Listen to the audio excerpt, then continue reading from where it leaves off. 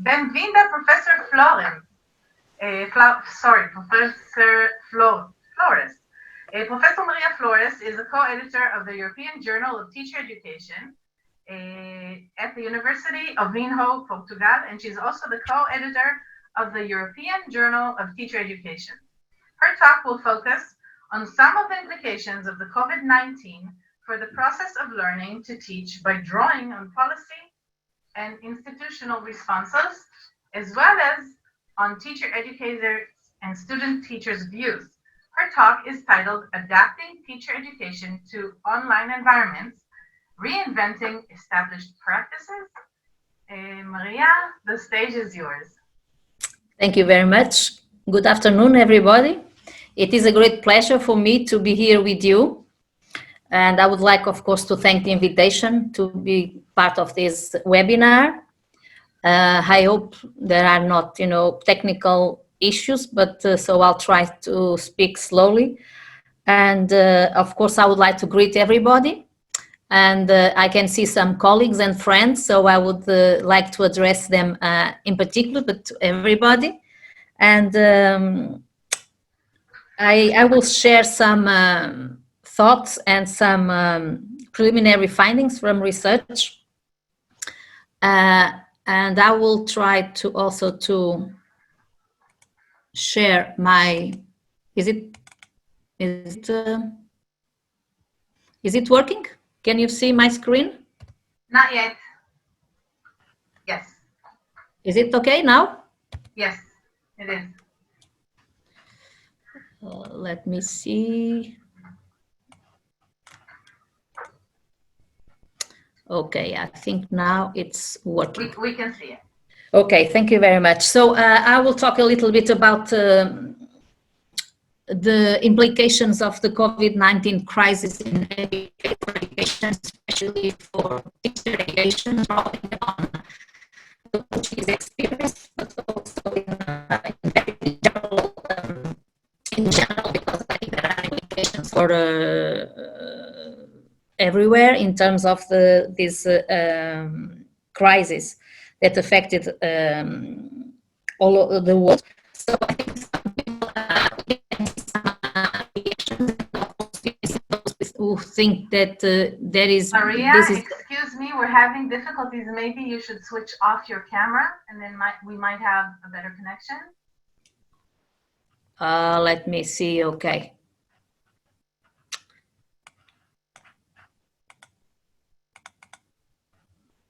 Can you hear me?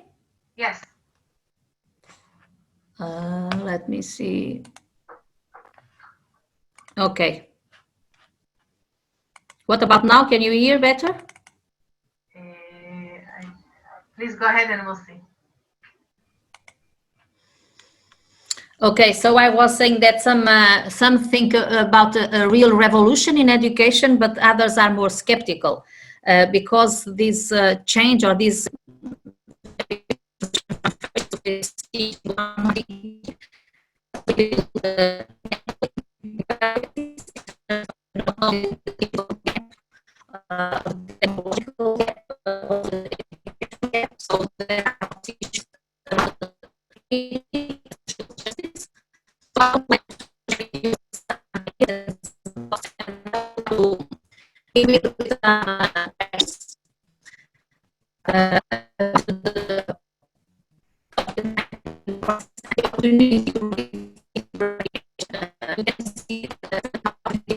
some issues. Of course, Maria, we are Maria, yes. I yes. suggest that you will stop screen sharing, and I will put your presentation up from me, and then you will speak, and I will present. You'll tell me when to change the next slide. Okay, but so I'm going to go to screen sharing now. Okay, I'm going to find your presentation. I have your presentation ready. One moment. Here it should be right here. This is not the final version, but anyway, it's okay. We'll try as best we can. So, is this the right place to go? Can you hear me? Okay. Yes, we can. We can hear you. And you'll tell me when you want to go to the next. Okay. Thank you very much. So we are living unprecedented and uncertain times, and this is also true for the next school year. And of course, the ways in which students and teachers and teacher educators interact, teach, and learn have changed. And of course, there are implications for curriculum, for pedagogy, assessment, and the practice of teaching. I would say that this is the biggest challenge in teacher education. And but we also can identify some new opportunities to learn, or opportunities to learn in new spaces. And I would like to address some examples in teacher education where you can find this process of adapting old practices, but also some good examples in terms of reinventing new ways of teaching and learning to teach. Also, it would be important to discuss this idea, which is the move from an emergency to a long-term and more sustainable educational responses. Of course, countries and institutions of higher education and schools were struggling with this quick transition, but now I think it's also time for more sustained educational responses and reflections about what we have been doing and what we can do better in the future. Would you mind to change, please, for the next slide? So I have identified a number of questions, and of course I'm not going to respond to all of them, but I would like to leave them anyway, and I'll try to highlight some issues around some of these questions.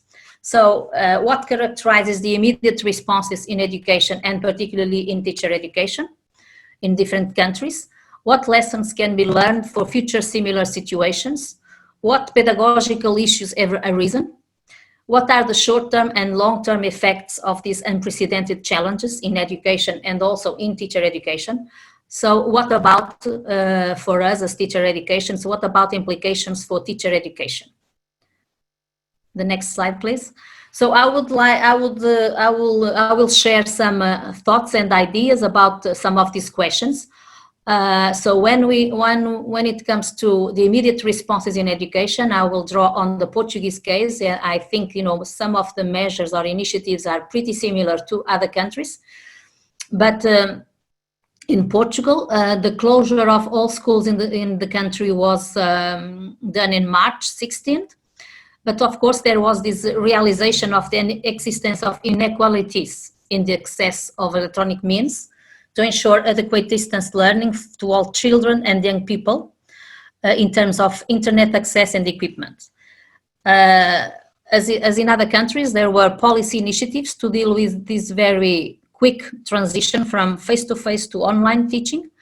And the Ministry of Education released a set of guidelines for schools called the Roadmap Guiding Principles for the Implementation of Distance Learning in Schools in March 27, in order to make sure that all children and pupils continue to learn in the present context. Of course, this was not enough, and there were other policy initiatives which can be seen in the next slide. You cannot see everything, but okay. So the policy initiatives, one is the broadcasting of educational contents on national television, RTP Memória, called Estudo em Casa, Studying at Home, which was launched in April 20th for students from year 1 to year 9, so around 990,000 students. Another initiative relates to the provision of CPD for teachers and for schools, in a partnership with the Open University in order to support schools to develop distance learning.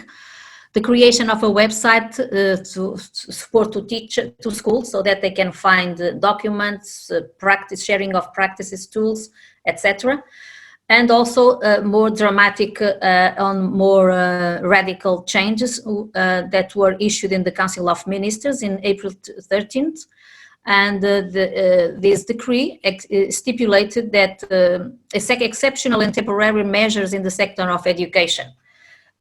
So the third term will be online, no national exams for teachers in elementary school, so in year 5 in year 2, 5, 8, and 9, so no national exams. And in terms of the secondary education, students in year 11 and year 12, they returned to school in May, but only to take the subjects that were subject to national exams in order to enter the higher education. And the next slide, I would like to share some ideas about what characterizes the immediate responses in higher education, and then in particular in teacher education. So my institution, for instance, was one of the first universities to close down. It happened in March 7th, so all activities were suspended, including, of course, teaching and other events. The closure of all universities took place in March 13th. And so all activities which included the presence of students were suspended. And furthermore, remote working was the option for everybody since March 16, especially for vulnerable and at-risk groups. So next slide, please. So again, online teaching was promoted to the different platforms. In my university, we use Blackboard, which allowed for different kinds of functionalities like chats, forums, sharing of materials, synchronous and asynchronous sessions. And the decision was to keep online teaching for the duration of semester 2. And the semester 2 was extended for 1 month. Of course, there were some recommendations from my institution to adjust teaching and learning strategies, to adjust all the educational resources provided to students, to provide students with regular feedback on their progress, to register all activities, to take notes about the participation of the students, and as far as assessment is concerned, to adjust the strategies and, whenever necessary, the assessment tools in the light of the context of online teaching. In relation to teacher education, yes, next slide, please. There were, of course, the same recommendations, but there was a need to adapt teaching strategies and assessment procedures to online environments, particularly in regard to the practical courses, and in particular the practicum. One initiative was the dynamization of CPD, continuing professional development for teachers, for teacher educators, online conversations about teaching, learning, and assessment. And of course, we can identify a diversity of responses from lecturing and creative to more creative approaches to teaching and to opportunities to learn to teach in such challenging circumstances. Of course, the biggest challenge is practical. We are talking about online teaching in every school, online supervision, webinars, but also online interaction among students, cooperating teachers, student teachers, and supervisors. So this was really the biggest challenge. So in terms of recommendations, the idea was to do practicum virtually. So to idealize practice. The idea was to maintain the interaction between supervisors and cooperating teachers, and this was subject to specific regulations for practicum, and the need to adapt to the pedagogical intervention of student teachers, and also the research dimension of practicum. In case of the impossibility to carry out activities related to online teaching, planning the educational process, including pedagogical materials, and on the theoretical framework and reflection about the idealization of practice.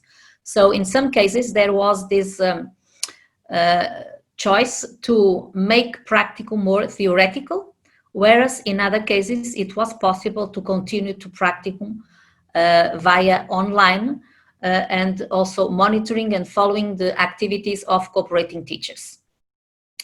The next slide, please. So again, when it comes to practicum, it was possible to identify a diversity of responses, because suddenly student teachers had to cancel their visits to schools and they had to follow their cooperating teachers' activities online.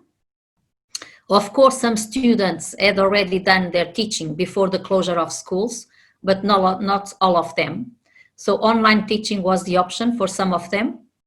Of course, we also need to reflect on the issues of availability and adaptation to online teaching from the part of cooperating teachers. And of course, there were different responses from cooperating teachers, as there were different responses from the part of schools. So you can find a variety of experiences in terms of practical. And the pace and diversity of tasks and initiatives, as well as student teachers' involvement, depend on the context and sector of teaching. You can see more distant approach, but also in some cases, very interesting experiences in terms of greater involvement of student teachers with the work of cooperating teachers. Online mentoring and supervision focus mainly on theory and practice of teaching. In some cases, more theory than practice. In other cases, it was possible to keep this practical through online, of course, practical side of teaching, but also on personal and emotional aspects. And I think this is also something that needs to be highlighted in terms of the ways in which mentoring and monitoring of activities were taking place. So the next issue. So in general, what we can say is that there was a reduced time for teacher and student interaction and for time spent in schools, of course. We need to pay attention to the immediate responses, but also to long-term effects, not only for student teachers doing their practicum, but in terms of the process of learning to teach in such challenging circumstances. Of course, we know that the articulation between theory and practice is a process that requires time and experience in real contexts, as well as reflection. And we can find experiences in which a more accumulative or additive professional growth is identified versus transformational development in terms of the process of learning to teach. And again, also this tension between managerial and organizational professionalism versus democratic and occupational professionalism.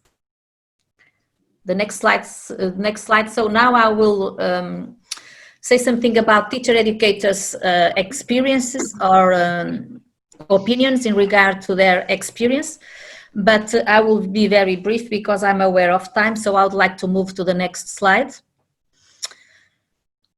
Just to say that when teacher educators were asked about if they have changed their practices, they said a great deal, but some of them said they remain unchanged. So they tried to transfer old practices to online environments, but the most of them admit that they changed a great deal, and you can see some examples. Some of them talk about an emphasis on the theoretical component. Others talk about increased number of assignments, more support for student teachers, increased monitoring of students' autonomous work, more tutorials, more mentoring sessions, but also less interactions in online teaching. And of course, they also identify this challenging of finding ways to deal with the lack of articulation with the context of practice in real contexts, in real classrooms and schools. Next slide, please. So as for the main difficulties, of course, the main one relates to the analysis of practice without practicum. So how can we analyze practice without a real context for practicum? They also talk about the lack of direct interaction with students, difficulties in selecting the different online tools according to their potential, managing time, supporting student teachers in practicum, so online supervision of online teaching. And of course, there were different challenges in this regard according to the context. In terms of overcoming the difficulties, they talk about imagining scenarios for the future. So it was about idealizing practice, more time devoted to students online, support from colleagues, and CPD. This is something that I would like to emphasize, because there were very interesting activities experiences in terms of teacher educators engaging on conversations about practices. And this willingness to try new things I think is something positive that arise from this experience. Of course, in terms of implications, we can talk about the role of practice in learning to teach. So we in most cases, it's about learning about practice, not in practice. Another important issue is the pedagogy for autonomy. And there are interesting examples in terms of autonomy, not only for students, but especially for student teachers who became a kind of managers of their own learning process. This situation also raises issues around identity, professionally, especially about the dedication and availability, not only from the part of teacher educators, but also from the part of cooperating teachers, which who are also teacher educators, school-based teacher educators. Issues around mentoring and the ways in which mentoring is to be conducted in such online environments, and the implications around engaging conversations about practice, which was something I would say interesting arising from these experiences and identified also by the teacher educators. Next slide, please. So when asked about what do you recommend for teacher educators, the participants mentioned online tools to minimize the rupture of educational process and to involve and motivate students. To use different kinds of platforms and different kinds of tools available on at the online platforms, an emphasis on synchronous sessions, emphasis on group work and monitoring, but for others, they say it's easy. You just need to transfer the strategies that you use to online environments. Okay, next session, next slide, sorry.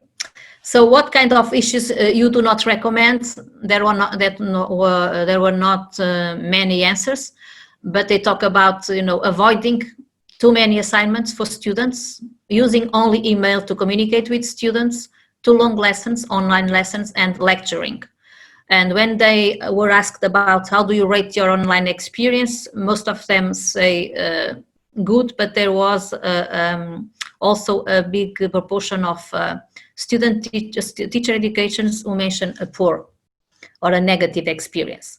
And the next slide, we can see the positives. Can you move on to the next slide, please?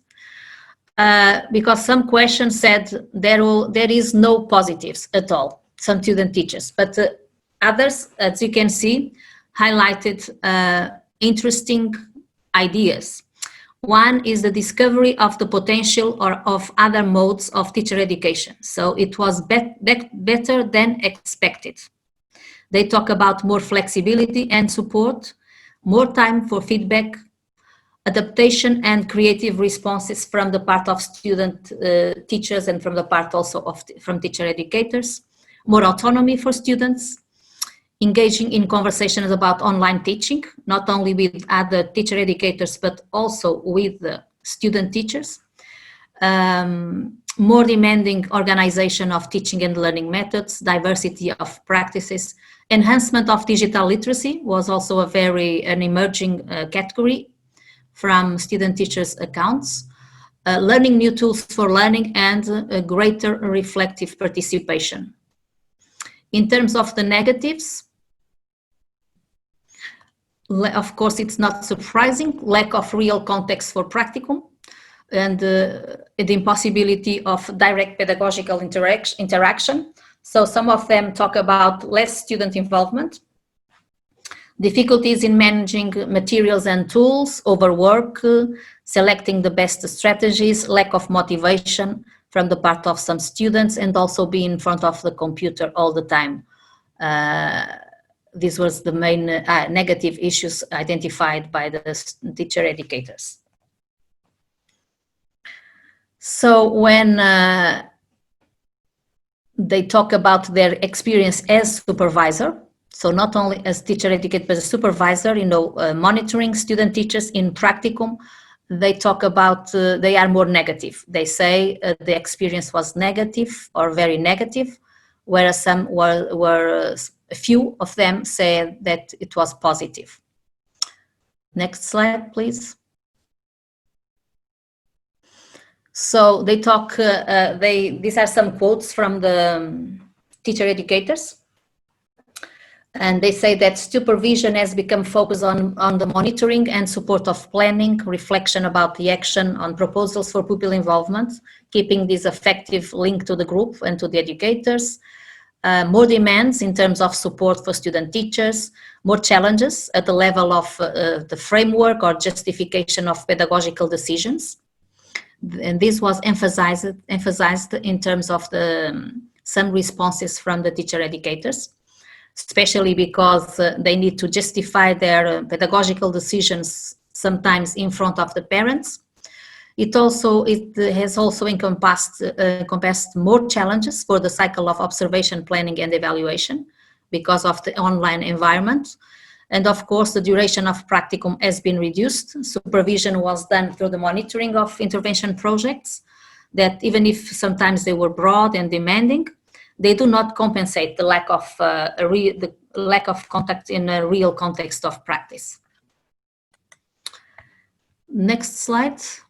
So in terms of suggestions for the future, the teacher educators identify a great deal or many issues that could be discussed to find ways of analyzing teaching practice without the context of practicum. So how can we still develop teaching practice and reflections on practice without the context of a real context for practicum, to discuss new possibilities for future pandemic scenarios, to use technologies not only as the only possibility, but as a strategy for making the formative process richer, to use strategies for the responsible involvement of students as managers of formative processes, along with teacher educators, to make use of more forums for reflection and discussion, promoting the sharing of knowledge and meanings about education. Maria, to develop. We have about less than 5 minutes to the end. Yes, I'm finishing. Great, thank you. Thank you very much. To develop a diversity of formative strategies, including digital tools, to reinforce the articulation and sharing among teacher educators and in teacher education projects. And also they add, next slide please, to continue to work in order to combine online and face-to-face teaching, to rethink assessment in the light of new challenges, to reduce the contact hours in theoretical courses, and to monitor more closely the work done by the students in order to develop critical thinking, questioning, and reflection about the reality. So the next slide, I will skip this one and this one, because you can find it in the next issue of the European Journal of Teacher Education, so I will talk about that. So it's a review of the literature on the best practices for online teaching and learning, best practices in teacher education. So as final thoughts, I would like just to mention that maybe it's important to move from a more instrumental or technical approach towards towards a pedagogical, political, and ethical dimensions in terms of online teaching, or in terms of teaching in general, and particularly in online environments. So it's not only about the technical aspects, and of course at the beginning, schools, teachers, students, teacher educators, head teachers, and so on were of course concerned about the technical, the instrumental issues. But I think it's important to focus and to reflect more deeply on the political, the ethical, and pedagogical dimensions. And some questions, of course, revolve around issues of power and control over learning. And that's why I think it's important to discuss more deeply and to move from emergency responses to long-term and sustained approaches. Next slide, please.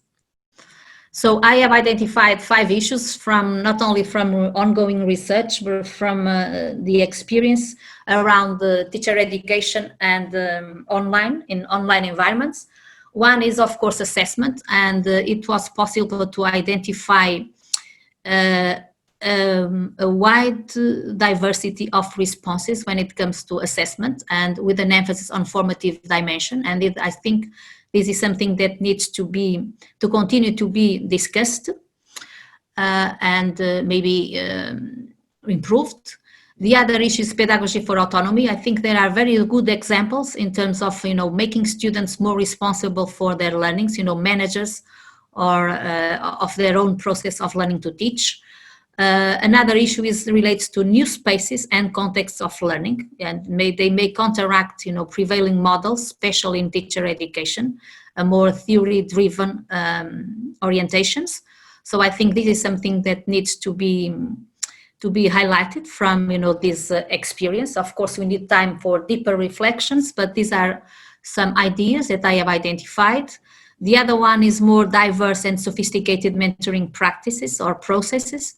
Issues around flexibility and support, came out of the responses, and there was something that needs to be developed further. And finally, I would say that this willingness to try new things that people were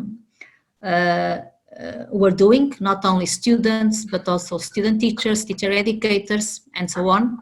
I think this is something that needs to continue, as well as the engaging in professional conversations about practice. I think this was the crisis was also an opportunity for teacher educators to come together and to discuss issues and I think this process needs to continue. Thank you, Maria. Finally, I will leave this quote, but you can move to the next one. Next slide. Next slide, please. So this just to announce the special issue of the European Journal of Teacher Education, the COVID-19 pandemic and its implications for teacher education, and you can find some interesting experiences around the world. Thank you very much, and sorry for this, for the time, and thank you for managing the PowerPoint. Thank you so much. It worked out very well. Thank you. And I would like to post one question that Joanne Flaherty asked. In terms of the sample presented, did these teacher educators engage predominantly in synchronous or asynchronous delivery? Both. There was a kind of orientation, not compulsory, but to do synchronous sessions as well as asynchronous sessions. So there were a combination of both modes of interaction with students. Okay. Matilda Kusmana Dayez is noting or asking, what about the family factor? It is a strange situation with all members working / studying at home, right? Right. So yeah, some people talk about, this idea of open the classroom. I mean, I'm not sure if it is the right issue, but I mean, there was, of course, experiences in which parents became like assistant teachers, or they were, monitoring students, their children's work.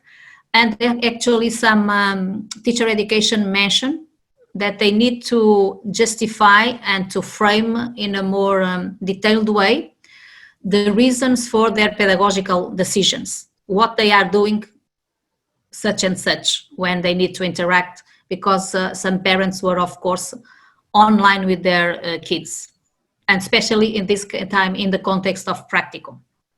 Okay. And perhaps we can conclude with the question that Einat has raised here. What is your personal opinion? Will the effects be positive or negative? In terms of? Einat, do you want to tell us what you meant by that? I think the question is whether or not what we're going to learn from COVID-19, are we going to have better teacher education or not? Well, we need to assess that, but I think I would say that we can learn from this experience, and I think it could be an opportunity, especially to emphasize some positive aspects, like I was saying, the engaging in conversations about practicing, the greater involvement from the part of student teachers. But I think it also needs to be to be said, that there are practices that need maybe to be reevaluated or reassessed. So I cannot say that in general. I think the transition, my own experience was positive, because there was a good interaction with student teachers, and it was possible, like I was saying, to find very interesting experiences, mainly in regard to student teachers' autonomy and to the ways in which they made decisions about their own learning. So these are some positive aspects, and I would say that some issues surrounding the willingness to try new things. I think teacher educators, at least some of the teachers educators who participated in the study, they mentioned that they try new things out, and this is something interesting, that maybe this is also an opportunity to discuss further more opportunities and more contexts to try new things and to engage in professional conversations with other teacher educators. And this is a positive outcome of it, I would say.